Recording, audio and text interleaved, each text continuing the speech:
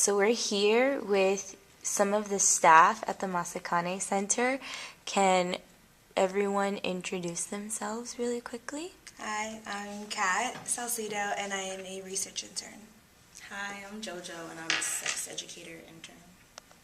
Hi, I'm Angela, and I'm a sex educator intern. I'm Melissa, and I am a sex educator intern. Hi, I'm Hannah. And we are here for this video to make, and I'm Carla, by the way, and we're here for this video to kind of talk about different topics pertaining to the Masakhane Center, things that we speak about during our workshops and what we stand for, and kind of just mull over them and see all the controversial things and the staff's opinion about it and things like that. What do you guys think about it? What are your opinions on it, first of all?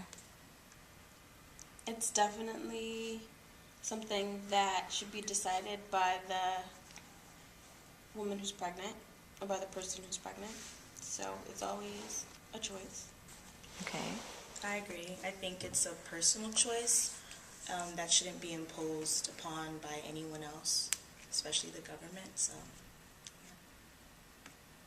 And with that being said, depending on which state you live in, it's really hard to make that choice because there are some states that inhibit you from having an abortion. So there are methods in which people take that are not legal methods of aborting, so unsafe abortion methods, or they go out of state.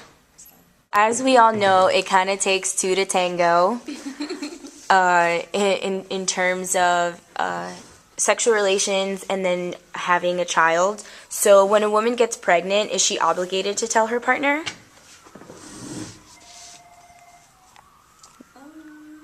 If the sex is consensual, I think that it should be something that you share with your partner. But if it's a rape or incestual situation, then absolutely not. It's your own choice. I also think it depends on the relationship. So if it's like a boyfriend, maybe that you're not that the person isn't that close with, then I don't think they're obligated to tell the person, especially if they know that the person might react negatively. But if it's a marriage, I don't know. Even then, I think it kind of depends. I guess it depends on like the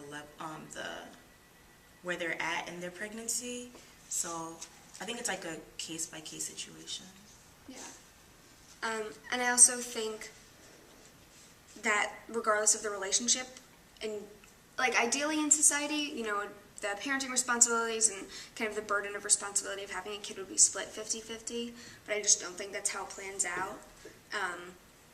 You know, I think in women kind of, you know, we're the ones carrying the child for 9 months and giving birth and doing all that kind of stuff, so I think it's more of the decision falls with the woman, just because she's the one who's going to be, you know, much more physically effective.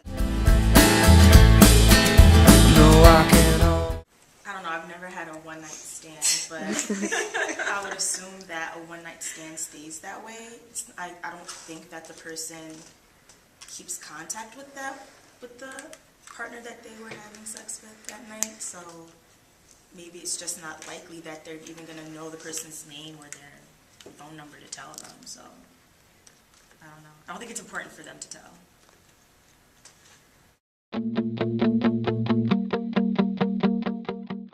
They have no legal choice. They have no choice in deciding like if they want to be there for the child or not, even though during the pregnancy they said, I don't want to have this child.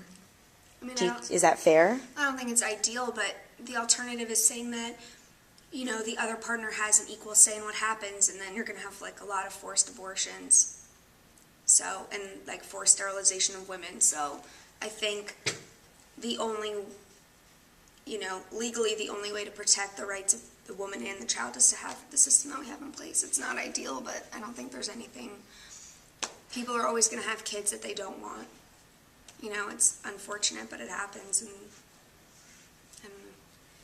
I have mixed feelings about this because as a woman, it is your choice to have a baby or not, but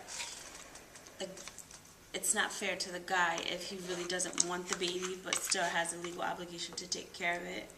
even though he's told you that he doesn't want to have children. Even if it's just a money thing? Like, what if he never sees the kid but just has to pay child support?